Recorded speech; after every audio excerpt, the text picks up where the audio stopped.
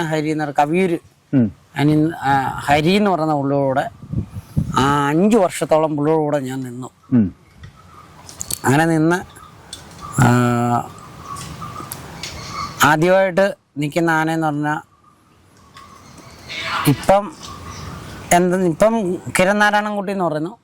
അന്ന് കാര്യമുട്ടൻ നാരായണൻകുട്ടി എന്ന് പറയുന്നത് ആ ആനയുടെ കൂടെയാണ് 5 വർഷം ആദ്യം ഹരി എന്ന് പറഞ്ഞ ആളുടെ പുള്ളിയോടെ നിൽക്കുന്നത്.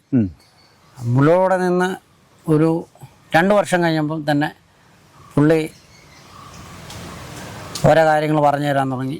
2 വർഷം വരെ തീറ്റോട്ടും ആനയുടെ മേളിൽ പോലും കേട്ടത്തില്ല. ചുമ്മാ നടപ്പും എറണ്ടപ്പറക്കും മാത്രമേ ഉള്ളൂ. പിന്നെ തീറ്റ കിട്ടും.